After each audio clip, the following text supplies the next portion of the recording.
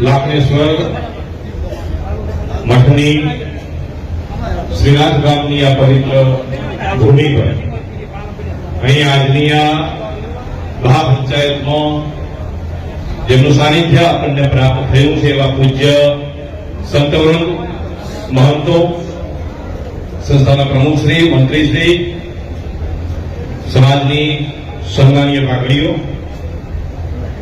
યુવા આગેવાનો, પ્રબુદ્ધ પ્રતિનિધિઓ અને સાથીઓ,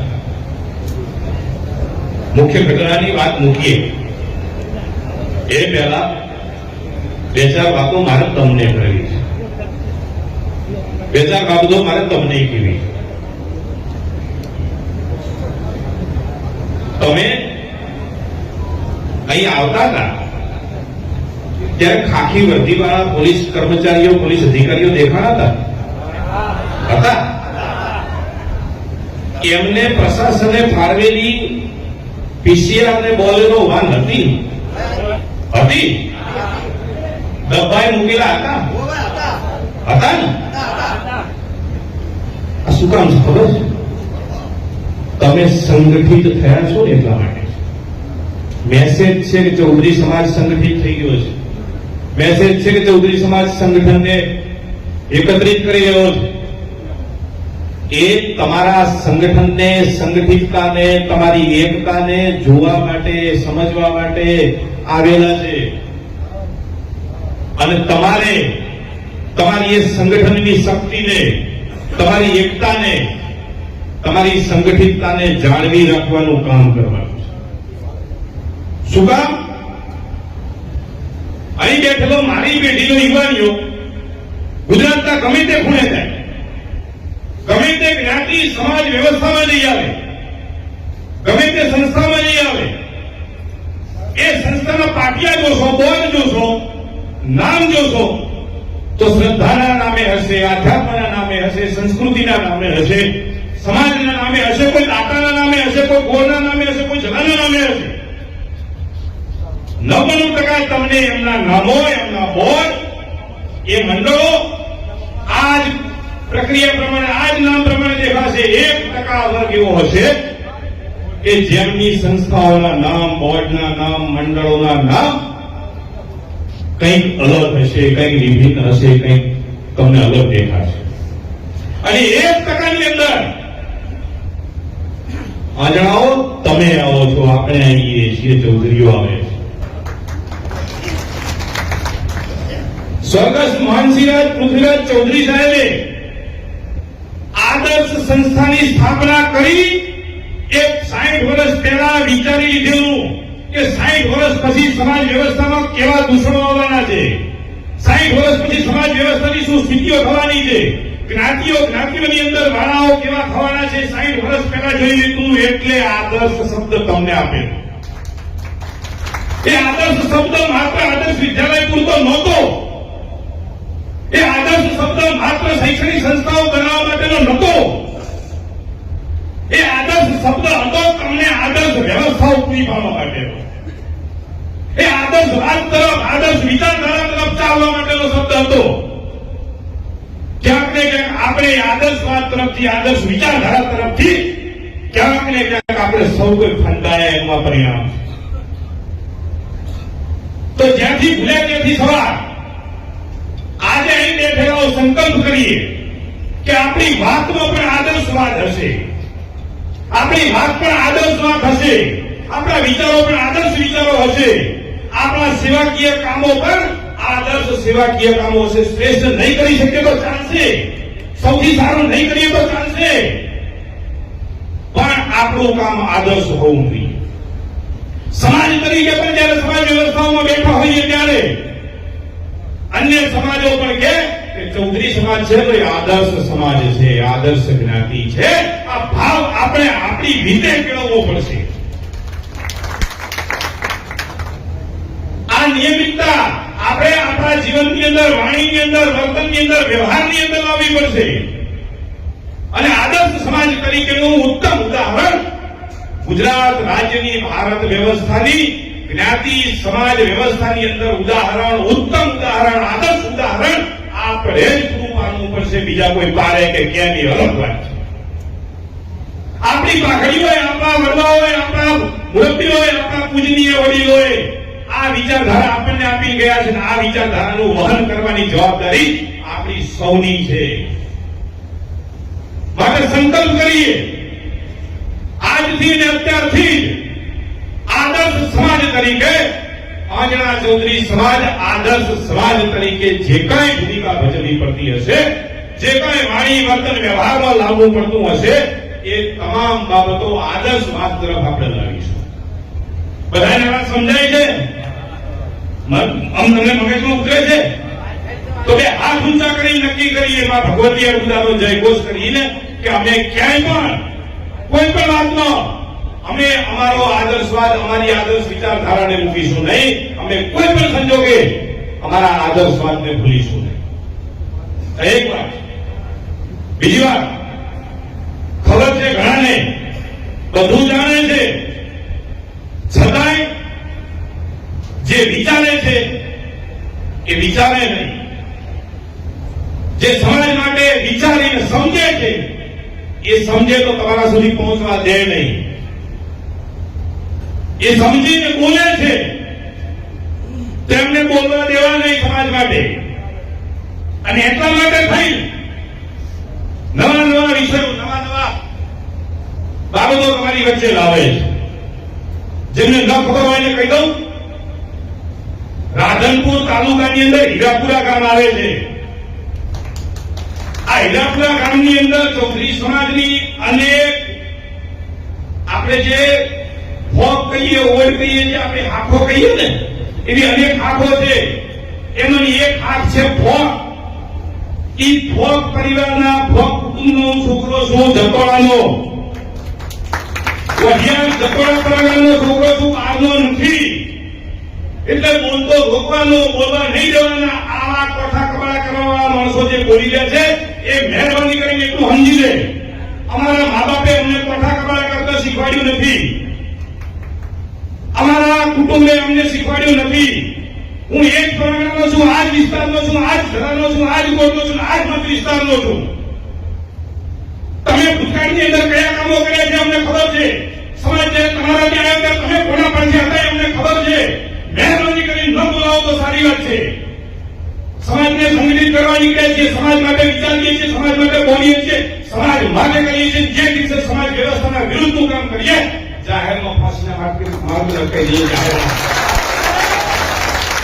બાકી જો ખોટી વાત કરી, અયોગ્ય વાત કરી, અવિવેકી વાત કરી તો જાહેરમાં કહું છું, કોઠા કબાડા જાહેરમાં કાઢીશ. કોઈ એ હાથાઈ નહીં આપે. જે બોલે છે એને બોલવા દો, વાત કરે છે ને વાત કરવા દો, જે સમાજ માટે વિચારે છે ને વિચારવા દો, જે સમાજ માટે કંઈ કરે છે એને કરવા દો. તમને કંઈ વ્યક્તિગત રીતે નડતા હો તો બેસી વાત કરો. પણ સમાજમાં આવે તો સમાજનું બોલવાનું નહીં, સમાજમાં આવે તો સમાજનું વિચારવાનું નહીં, સમાજની ઘટના આવે તો ઘટનાઓ વિશે બોલવાનું નહીં. આ કેવો ન્યાય? ચૌધરી સમાજના દીકરાઓ કંઈક કરે તો ગુનેગાર. રાઇટિંગ થાય કે ન થાય, કેટલો હાથ થાય કે ન થાય, આ નિર્ણય કોણ કરે? પ્રશાસને પોતાની રીતે નિર્ણય કરી દીધો, છોકરાને રાખી ગયા તો નહીં બોલવાનું, કારણ અમે ગુનેગાર છીએ. તો અત્યારે અમે ગુનેગાર ક્યાં છીએ? અત્યારે અમે ભોગ બનનાર છીએ. મીડિયા પ્રતિનિધિઓ ભોગ બનનાર છીએ.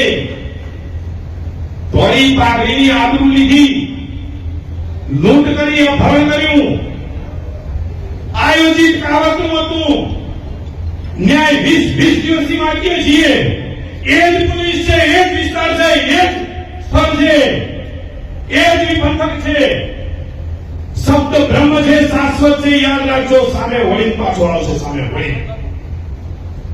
જે જગ્યાએ ચૌધરી સમાજને અન્યાય કર્યો હતો, જે પોલીસે અન્યાય કર્યો હતો, એ જ પોલીસની સામે ફરી આવી ઉભા છીએ. એ જ પોલીસની સામે, એ જ થરાદ પોલીસ સ્ટેશનની સામે આવી ઉભા છીએ. અને 20 દિવસ છતાં તમારે અમારી ફરિયાદો નથી લીધેલી. 20 દિવસ પછી છતાં તમારે અમારી વાત નથી સાંભળવી. અમે અયોગ્ય છીએ, અમે ખોટા છીએ તો સાબિત કરી દીધું કોર્ટની અંદર. કોણે ના પાડી? પુરાવા કરી દીધો કોર્ટમાં કે જૂઠા છે ચૌધરીઓ. પુરાવા કરજો, કોણે ના પાડી? ન્યાયતંત્ર ક્યાં કોઈ જાગીર છે? પણ અમને સાંભળો તો ખરી, અમારી વાતને મૂકવા તો દો. વાતને મૂકવા નથી દેવી, સાંભળવા નથી દેવા. ન્યાયની વાત નહીં નીકળે તો ન્યાયની વાત જ કરવા દેવી નથી. આ દોગલાપણની લીધી સમાજ વ્યવસ્થામાં નહીં ચાલે, આ સ્થિતિ સમાજમાં નહીં ચાલે.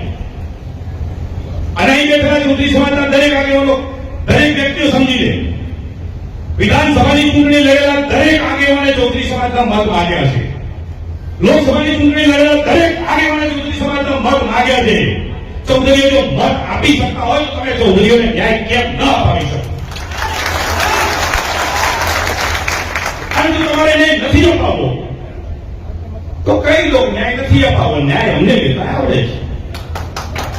પણ આજના ચૌધરી સમાજ તો એક એક આગેવાન, કોઈ એક વ્યક્તિ નહીં, દરેકે દરેક આગેવાન પોતાના ફોનની અંદર એસપી નો નંબર ના હોય તો એસપી નો નંબર ડાયલ કરે અને એસપી ને વાત કરે કે ન્યાયની વાત હોય તો ન્યાય તપાસ કરો. બીજો કાલ સવારે એવું ન થાય કે આગેવાનો અમને કીધું નતું, આગેવાનો એવું બતાય અમને કીધું. દરેક આગેવાનની ફરજ આવે છે, એમની જવાબદારી નથી, એમની ફરજ નથી કે ભાઈ એસપી ને ફોન કરીને જાણ કરવાની કે ભાઈ આ ઘટના ઘટી છે તો એમાં શું છે, તથ્ય બહાર લાવો. ચૌધરી સમાજના સંગઠનો ચાલે છે, સંગઠનના લેટર પેડો ક્યાં ખોઈ ગયા છે? એક વ્યક્તિ સંગઠનનો બહાર આવતો નથી. બોલાવો બધા સંગઠનો વાળાને, પૂછો કે શું તકલીફ છે, કોનાથી દબાયેલા છો, લખો રાષ્ટ્રીય પત્ર, માગો ન્યાયની માગણી. અને છતાંય આપણે ન કરી શકતા હોઈએ તો સમાજ વ્યવસ્થા તરીકે, સમાજના દીકરા તરીકે, સમાજના વડીલ તરીકે ગાંધીનગર મીડિયા કૂચ કરવી પડશે, ટ્રેક્ટર ભરી કરીશું. એમાં કોઈ સરકારી નથી.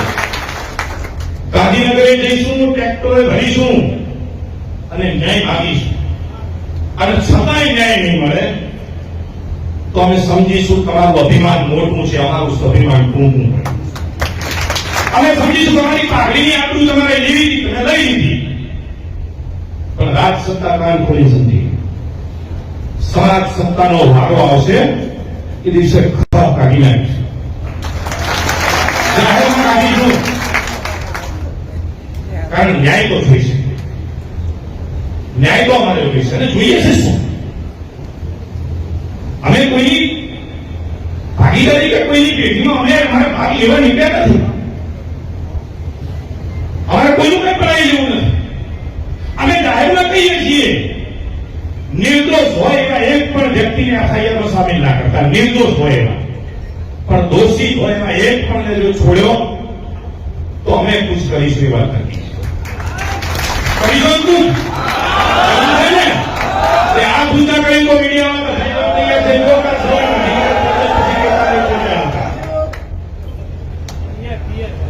સ્વાભિમાની સમાજ છે, પોતાના સ્વાભિમાન માટે લડી રહ્યો છે. સ્વાભિમાની સમાજ છે, પોતાની પાઘડી માટે લડી રહ્યો છે. અને ગાંધીનગર બેઠેલા ખબર છે, અમે પાઘડીના માથે થઈને, પાઘડીના માથે થઈ, પાઘડીના જોડે થઈને 50,000, 60,000, 70,000 ભેગું કરવું પડશે તો ઘડીવારમાં ભેગું કરી નાખીશું. પછી કેતાને રેલો કેમ આ બાજુ વળ્યો? અમારે બીજી કોઈ વાતમાં પડવું નથી. અમારે બીજી કોઈ વાતમાં પડવું નથી. અમારે કોઈ બીજા વિષયમાં પડવું નથી. અમારે ન્યાય જોઈએ છે. ન્યાય મેળવવા માટે અમારે જ્યાં જવું પડશે અમારે બેસવું પડશે તો બેસી જઈશું. પછી તમને ફાવે તમારે કરવાનું. પણ ન્યાયની વાત માટે અમારે જે કઈ ઘટના કરવી માંથી પસાર થવું પડશે. હું શું કરશું? તમારી પાસે સત્તા છે તો પૂરી દેશો, તો પૂરી દો. બેઠા છીએ, પૂરી દો. તમે પૂરે તો અમે કહી દઈશું હેડો જેલમાં આવે. તમારે કોઈ પણ ઘટના થાય તો અન્યાયમાં પણ ચૌધરી સમાજને અન્યાય કરવાનો ક્યાં નહીં આટલી વાત. હું આટલી વાત તમારી વાત મૂકવા આવ્યો. અને છતાંય પ્રશાસનમાં આટલો મતભેદ કે ભોગ બનનારનો પુત્ર ફોન કરી કહે છે કે મારા પિતાનું અપહરણ થયું છે, રેકોર્ડ પર છે, અને છતાંય પોલીસ ફરિયાદ ના લે. આ કેટલા અંશની ગેરંટી વાત છે? બરોબર. મેવાભાઈએ કહ્યું ટ્રસ્ટીઓ તેના સજ્જન છે, ટ્રસ્ટીઓ સજ્જન છે, સમાજ વ્યવસ્થા અને ધર્મ વ્યવસ્થા સાથે સંકળાયેલા છે. તો આપણે પૂછવું જોઈએ કે આ ધર્મ વ્યવસ્થાની અંદર જે સંત તરીકે, મહંત તરીકે બેઠા છે, એમના હાથમાં જે દંડ છે ને, કે દંડ સમાજ વ્યવસ્થાને મારવા માટે નથી, સમાજ વ્યવસ્થાનું સંચાલન કરવા માટે છે. ટ્રસ્ટીઓ મહંતને પ્રશ્ન પૂછે કે આ દંડથી સમાજ વ્યવસ્થાને મારવાનું પાપ શું કામ કર્યું? જે છત્ર છે ને એ છત્ર એ ઢાંકી રાખવા માટે, પાઘડીને આંચકી રાખવા માટે, મહંતાઈને જાળવી રાખવા માટેનું નથી. એ છત્ર ધર્મનું છત્ર છે. ત્યાં ધર્મ થાય, ત્યાં કર્મ થાય એ માટેનું છત્ર છે. અને છતાંય એ છત્રની હેઠળ, એ જ જગ્યાની હેઠળ મહંતે પોતાની મહાનતાઈ મૂકી અને અભિમાન, અહંકારને માથે ચડાઈ એટલું દુષ્કર્મ કરવાનું, એવું કૃત્ય કરવાનું, એવો ધન્ય અપરાધ કરવાનો કે મહંત તરીકે મહંત પર બેઠેલી મહંતની ગાદીને પણ ખરા શરમ આવે, ખરા ઝૂકવું પડે કે આ કયું પાપ અમારી વ્યવસ્થામાં થઈ. આ વાત મીડિયા મિત્રો અમે તમને એટલા માટે કહીએ છીએ, તમે ત્યાં વાત પહોંચાડો. એમને ખબર છે, જાણે છે, છતાંય મૌન છે. એ મૌન છે, કાન ખોલી સાંભળી લે. ઇતિહાસ સત્ય લખશે, અને જ્યારે લખશે ત્યારે સત્ય પ્રકાશિત થશે. વાદળોથી સૂર્યને ઢાંકી શકાય, પ્રકાશને રોકી ન શકાય. અને 112 ની અંદર જે કોન્સ્ટેબલ, જે પોલીસ વાળા ગયા હતા અને આજે ખરા પીઆઈ રમત રમી રહ્યા છે, એ તમામ અધિકારીઓ, કર્મચારીઓની પણ ઉલટ તપાસ કરવાની માંગણી મૂકવી હતી. અને જો એમનો દોષિત થયો છે તો એમને ઘેર મોકલી દેવા જોઈએ, સસ્પેન્ડ કરવા જોઈએ, જેથી કરી સમાજ વ્યવસ્થાની અંદર આવા પ્રકારના દૂષણો જે ઉભા થઈ રહ્યા છે, પેદા થઈ રહ્યા છે, એ થાય નહીં. આ વાત સાથે તમે બધાએ મને સાંભળ્યો, આવકાર્યો, બદલ આપ સૌનો આભારી છું.